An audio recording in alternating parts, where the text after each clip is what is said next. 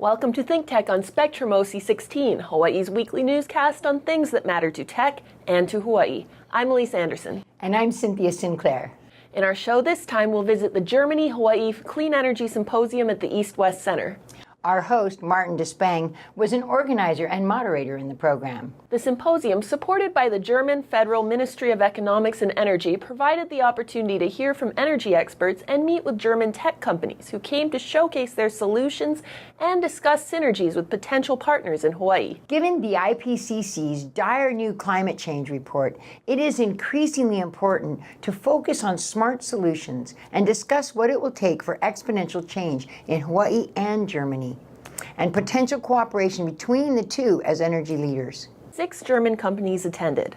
Container Werken builds modular living spaces with shipping containers. HZI Etogas builds power-to-gas plants. IP5 focuses on energy-efficient building design. Ronotic manufactures battery-powered solar lights.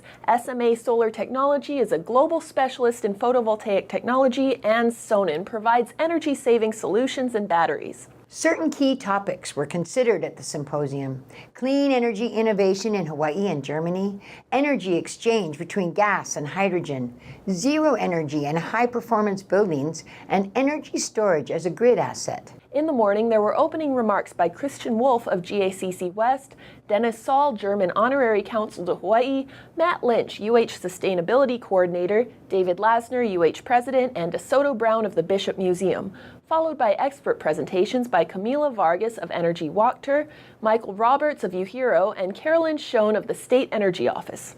After a break, there were pitch presentations by Olaf Lohr of Sonnen Utility Relations, Volk Mitzlaff of SMA, and Jens Kaiser of Hitachi Zosen Innova Etogas. The morning panel was on energy storage as a grid asset, moderated by Rick Rochelot of HNEI, with panelists Rich Barone of Hawaiian Electric, Matthias Fripp of the UH College of Engineering, Mathieu Duberry of HNEI, Olaf Lohr of Sonnen Utility Relations, and Kevin Myers of SMA America. Following lunch, there were expert presentations by Johannes Hegger of HHS Planner Architecture, Klaus Rolfs of IP5, Cem Koc of Ronotic, and Maximilian Seitz of Container Werken. Then a panel on designing high-performance buildings, moderated by Martin Despang of the UH School of Architecture, with panelists Bettina Mehnert of Architects Hawaii, Kevin Luoma of WSP Hospitals, Johannes Hegger, Klaus Rolfs, Maximilian Seitz, and Cem Koc. We're here. We would do more if we could.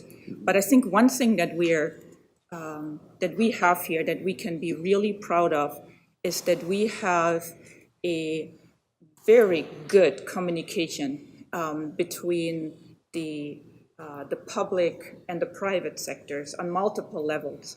I went to a climate change action community meeting last night, and it was crowded, just packed. There are so many people, and it happens to be my table, and I had nothing to do with it, talked about how to get buildings more energy efficient. I think what is exciting, and we in our profession need to build on that, is the interest. I don't think everybody can tell the same story, but that is something where we have to take advantage of a groundswell. We have a mayor and a governor that are extremely bullish on moving this forward. So it's up to us to come up with some really great ideas. And I do want to kick it over to Johannes and say, how do you do these solar panels on vertical surfaces? And what's their efficiency? The PV in the facade, of course, has not the highest efficiency than on the roof, where we can tilt it, optimized levels, and so on.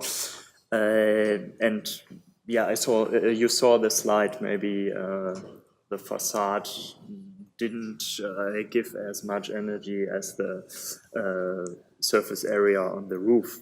That's for sure. And it's economical feasible in German in the German climate, but here the sun is going much higher, so I think it's not economical feasible here, I guess. And yeah, I think in Germany we try to take our clients and to actually educate them about energy efficiency and also about embodied energy in the materials we are putting into the buildings, because in Germany we are normally building the buildings for 50 to 80 years.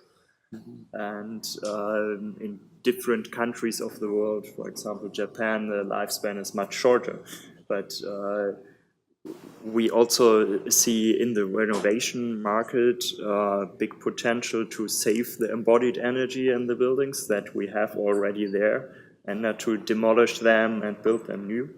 We don't make light with the oils and the nuts, but it's kind of the same. We are using a decentralized solution that powers each light by itself. So if even one light gets destroyed by a flying car or something, the others will still work, and you don't stay in the dark. And that's also pretty good reason to use that, you know. So basically, for example, last week I've been in San Francisco, and the Uber driver told me he's like driving for 10, 12 hours and he can't make a living. He has to sleep in the car, and you think that can't be, you know, that shouldn't be the case. So we've been, and he's not even like a homeless guy. So we've been looking in a couple of projects where it's about homeless people and how to reintegrate them, which is one of the tasks as well. It's not just about like offering an affordable solution, it's how do you reintegrate them. So we thought about doing converting shipping containers to like 20-foot shipping containers where they just offer a bed basically and an opportunity to live in there, and you're in there, and then you have like a couple of shipping containers outside that can be used for a common shower, stuff like that. So, and you do them in a U-shape, for example, for homeless people, and you cover them with glass so that you have a guard who sees what's happening in there, that people don't take drugs, for example, because they're heavily drug addicted. So, and then you take another shipping container where you put a barbershop in there, and you teach them how to, you know, you try to reintegrate them. So this is how we've been looking into that issue. After a break, there was an expert presentation on hydrogen technologies in Germany by Dominik Harl of Group Water Electrolysis, followed by a panel on hydrogen in Hawaii, moderated by Rick Rocheleau of HNEI, with panelists Stan Osserman of HCATT, Aaron Kirk of Hawaii Gas, Mitch Ewan of HNEI, Paul Pontius of Blue Planet Research, Dominik Harl of Group Water Electrolysis, and Shuping Lee of Hitachi Zosen Inova. My talk was focused on doing everything in the hydrogen world. Everything from residential, for people that can afford a residential system where they could use their photovoltaics on the roof and maybe a small electrolyzer to make hydrogen and store it for long-term energy storage, and some batteries in their house to kind of do the power smoothing and the power surge controls. And then they would have a car that runs on hydrogen, Toyota or Hyundai or Honda, they're all in production now. Take one of those cars and never have to buy fuel for the car or electricity for the house, but set up their system so it could do everything. So that could be at one end of the scale, and the other end of the scale could be Hawaii doing liquid hydrogen off of geothermal on the Big Island and exporting that power to the world, including Oahu. But exporting, can you imagine the economic impact of Hawaii going from an energy importing economy to an energy exporting economy? We got to do that. And the market is already there. The mainland wants liquid hydrogen, the military wants liquid hydrogen, Asia wants liquid hydrogen. If we can step out and do that, and it doesn't have to be funded by the state. The state can do public-private partnerships with large companies like Air Liquide, Air Gas, that do those systems, and big companies that do modern geothermal. Not that Puna geothermal is ancient, but it is fairly old technology, and there's much cleaner, safer, new technology that could take the electricity from geothermal and some heat and turn it into liquid hydrogen and then have that for an export. HECO also needs a really good baseload renewable source on Oahu to make their goal of 2045, and liquid hydrogen would be a great one. So we have both ends of the scale there. The individuals with solar on their house can use any curtailed power or power they're not using to make hydrogen and use it in their car and on their house and to be their backup reserve power for their own home. Then you have the large scale and everything in between.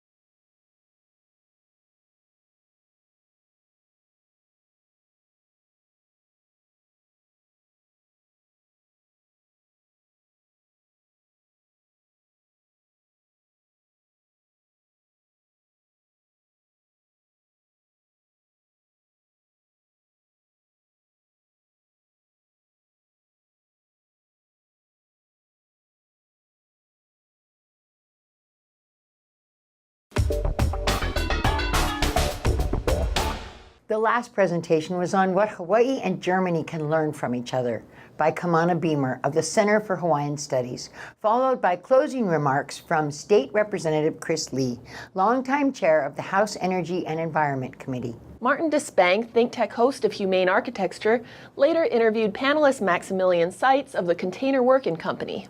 So this guest is Maximilian Seitz, and we're welcome to call you Max from here. So what do we do? Who we are? We are Container Werk. We are developers, designers, self-starters, and entrepreneurs. And what's been driving us is the search to find a sustainable and innovative solution for the housing market. We started looking for that solution in Germany because there is a huge problem over there, and I think we found it. So we take used shipping containers and we convert them with utmost precision to apartment units. So let me just point out 2 or 3 points. First of all, affordability. I live in New York. 50% of the wages are spent for rent. That's unbelievable. The other thing is sustainability. People look for a sustainable and green and cool solution when it comes to the housing market. How do you build real estate? You build it, as you did 30, 40, 50 years ago. So that's not really sustainable at all. So these are things that drive the market and change the market. Another point that I want to figure out is like our generation, the millennials. You might be a bit old. I'm sorry about that. It's okay. They're looking. They don't want to. They don't want to own something. They want to share. You have so many business models. There are so many shared apartments out there, like Oli, Common, Go Quarters. These are all companies that just like offer shared apartments. It's about community. It's a different way of lifestyle. So we're living in the real estate market hasn't been changing within the last 20 to 30, 40 years, but we're living in a world where everything is changing. And we have been looking to find for a solution that is addressing that market, addressing that need, actually. So, and we think we found it. So we take used shipping containers. That means we are highly sustainable, and we convert them into apartment units. So how do we do that? Within the course of the last 6 years, my business partners in Germany, they came up with a patent that includes a serial automated production process that is converting these containers. So they're insulating these containers, and the beauty about that insulation, it is just 4 inches thick. What does it mean? There are other competitors out there that convert shipping containers, but they go there with, man force, they insulate it, and the insulation is that thick. So you can't use that single container, and you cannot convert it into a single apartment unit. Having that more space, 30 centimeters to the left and the right, enables you to live in that single apartment unit. Later in the week, we caught up with panelist Stan Osserman, Think Tech host of Stan the Energy Man, to discuss his experience at the symposium. So earlier this week, there was an interesting event at the University of Hawaii East-West Center, Jefferson Hall, and it was a compilation of 6 companies from Germany organized by the local Consul General from Germany and the German Chamber of Commerce. It was their 2nd annual German Hawaii Energy Symposium, and it was a really great event. Well done, especially considering how quickly they had to get all the moving pieces together, and in spite of all the rain that came down that day. Tuesday we had some like 2 inches of rain an hour kind of rain, and they pulled it off, and it was really great. They had great speakers, great panels, and it was a great event. So Jay was there for some of it, and what we wanted to do is kind of share a little bit about that day.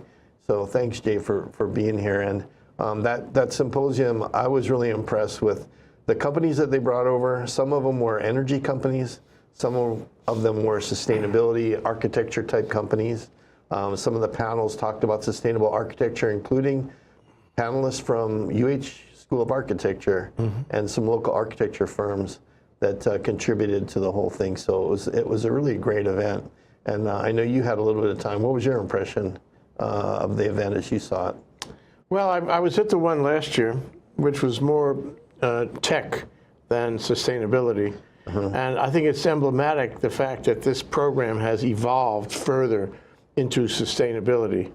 I talked to some of the German representatives the other day, and I must say that I was very impressed with them. They're global thinkers.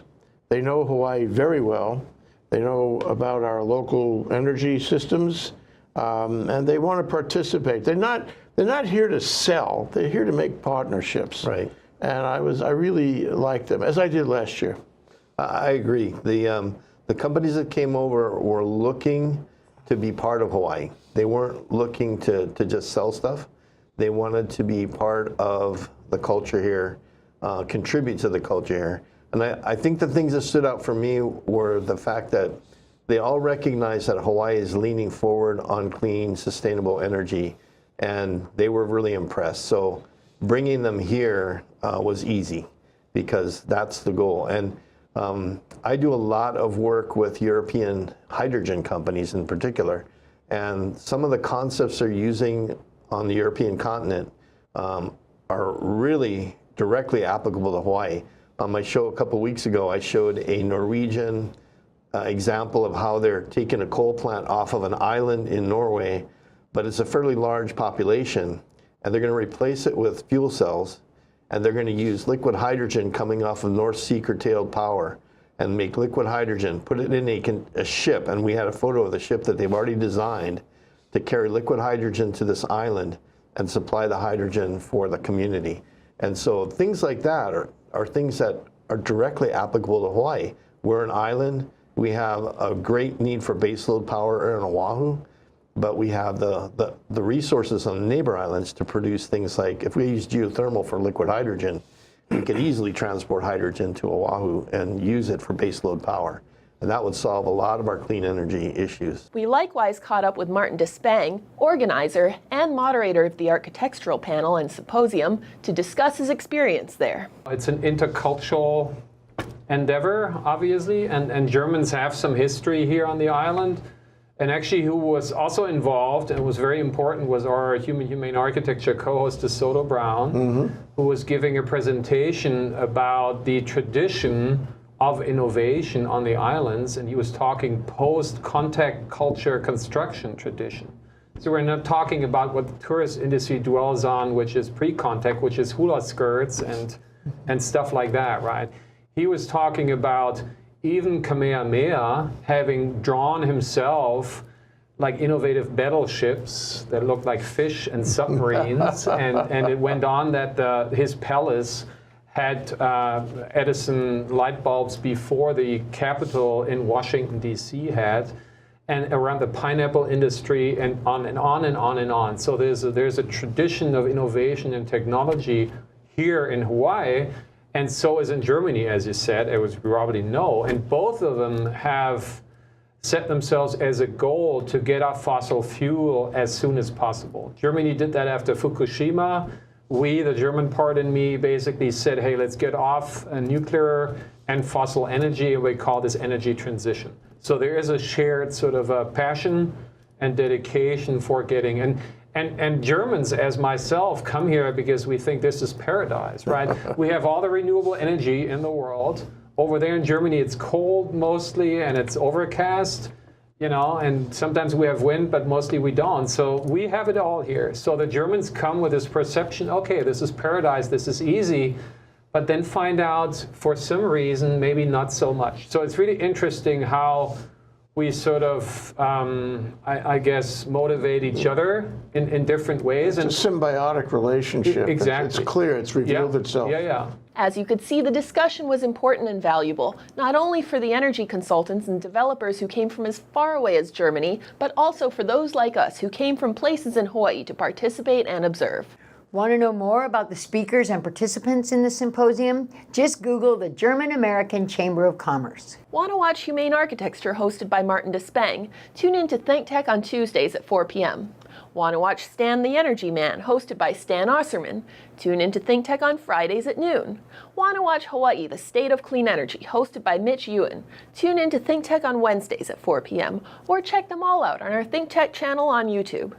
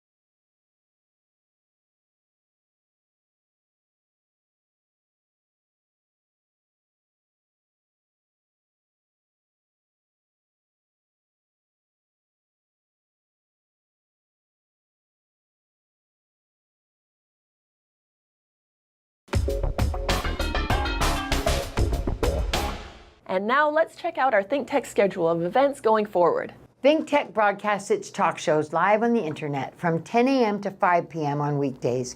Then we broadcast our earlier shows all night long and on the weekends. And some people listen to them all night long and on the weekends. If you missed a show, or if you want to replay or share any of our shows, they're all archived on demand on thinktechhawaii.com and YouTube, and on our iPhone and Android apps, both available for download on your smartphone. For our audio stream, go to thinktechhawaii.com/audio, and we post all our shows as podcasts on iTunes. Visit thinktechhawaii.com for our weekly calendar and live stream and YouTube links. Or better yet, sign up on our email list and get our daily email advisories. Think Tech has a high-tech green screen studio at Pioneer Plaza. If you want to see it or be part of our live audience, or if you want to participate in our shows, contact shows@thinktechhawaii.com. If you want to pose a question or make a comment during a show, call 808-374-2014 and help us raise public awareness on Think Tech. Go ahead, give us a thumbs up on YouTube, or send us a tweet at ThinkTechHI. We'd like to know how you feel about the issues and events that affect our lives in these islands and in this country. We want to stay in touch with you, and we'd like you to stay in touch with us. Let's think together.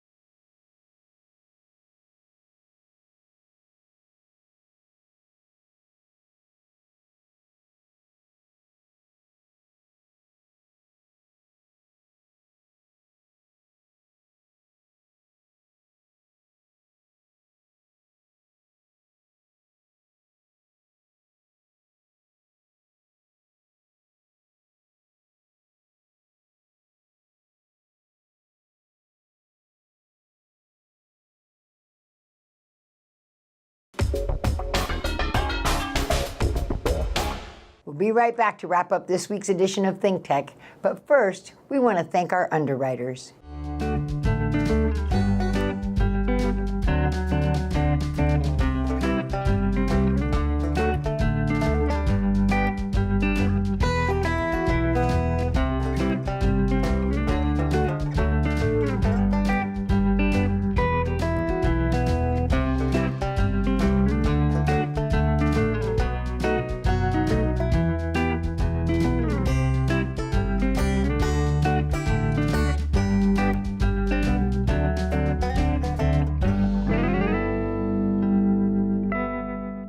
Okay, Cynthia, that wraps up this week's edition of Think Tech. Remember, you can watch Think Tech on Spectrum OC16 several times every week. Can't get enough of it, just like Cynthia does. For additional times, check out OC16.tv. For lots more Think Tech videos and for underwriting and sponsorship opportunities on Think Tech, visit thinktechhawaii.com. Be a guest or a host, a producer or an intern, and help us reach and have an impact on Hawaii. Thanks so much for being part of our Think Tech family and for supporting our open discussion of tech, energy, diversification, and global awareness in Hawaii, and of course the ongoing search for innovation wherever we can find it. You can watch this show throughout the week and tune in next Sunday evening for our next important Think Tech episode. I'm Elise Anderson. And I'm Cynthia Sinclair. Aloha, everyone.